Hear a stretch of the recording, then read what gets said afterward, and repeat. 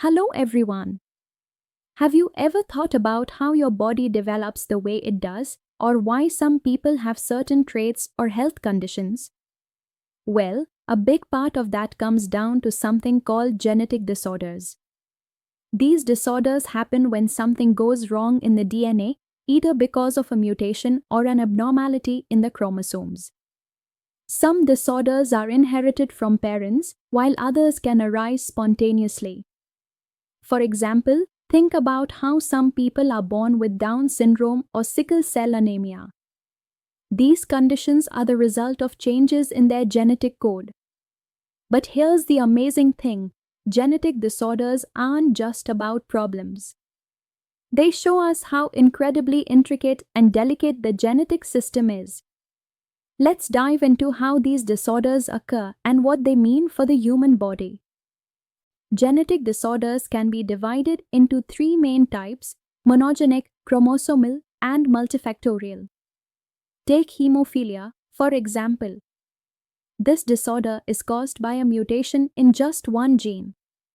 On the other hand, Down syndrome is a chromosomal disorder caused by an extra 21st chromosome that's known as trisomy 21. Now, let's talk about autosomal dominant disorders like Huntington's disease. For these, you only need one copy of the mutated gene to develop the disorder. In contrast, autosomal recessive disorders such as cystic fibrosis require two copies of the mutated gene, one from each parent, for the disorder to appear. Interestingly, even though these disorders can be harmful, they can still persist in populations because of carriers. These are people who don't show any symptoms but can still pass on the mutation to the next generation. So, how do these genetic disorders actually happen? Well, they can arise in a few different ways. First, we have mutations in the DNA sequence. These mutations can occur spontaneously when the DNA is being copied incorrectly, or they can be caused by external factors like radiation or chemicals, which are known as mutagenic agents. Take cystic fibrosis as an example. It's caused by a mutation in the CFTR gene. This gene usually helps regulate the movement of salt and water in and out of cells. But when it's mutated, the protein doesn't work properly, leading to the buildup of thick mucus in the lungs and digestive system, a major health issue. But mutations aren't the only thing to blame. Sometimes, chromosomal errors can happen during cell division. A good example of this is Turner syndrome, where a female is born with only one X chromosome instead of two. It's like missing a page from a book. This can lead to serious developmental and health challenges. Let's dive into how genetic disorders are inherited. First, we have autosomal dominant disorders, where only one copy of the mutated gene from either parent is enough to cause the disease. For example, Huntington's disease is a neurodegenerative disorder caused by a dominant gene. If one parent has it, a child has a 50% chance of inheriting the disorder. Next, in autosomal recessive disorders, both parents must be carriers, heterozygous, for the disorder to be passed on. A good example of this is sickle cell anemia, where both parents must carry the gene for the child to inherit it.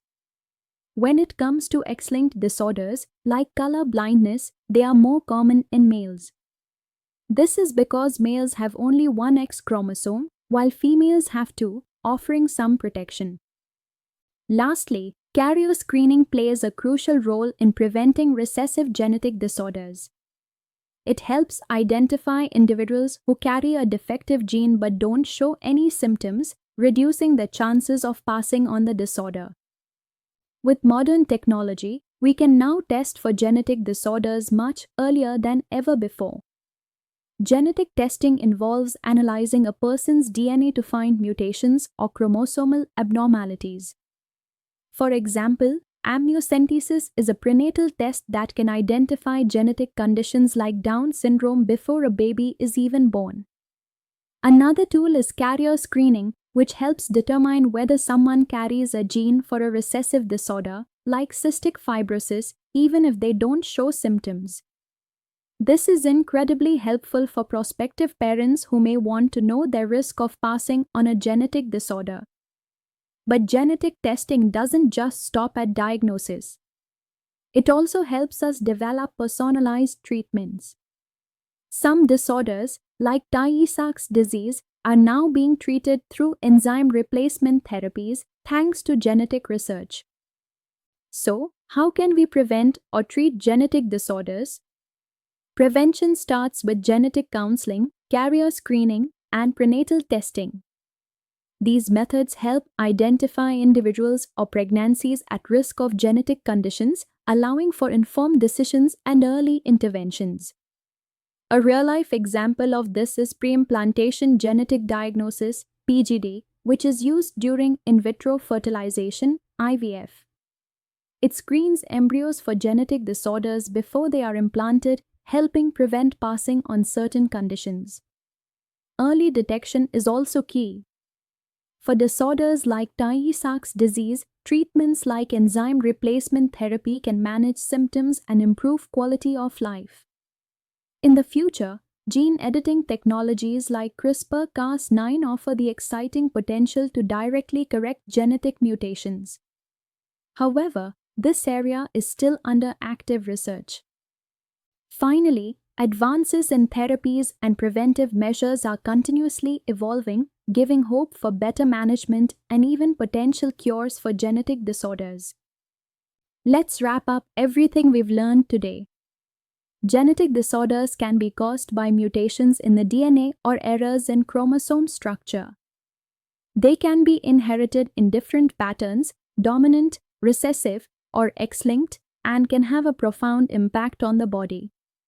However, with advancements in genetic testing, counseling, and treatment options, we are making huge strides in managing these disorders. From early diagnosis to potential therapies, the future holds great promise for improving the lives of those affected by genetic disorders.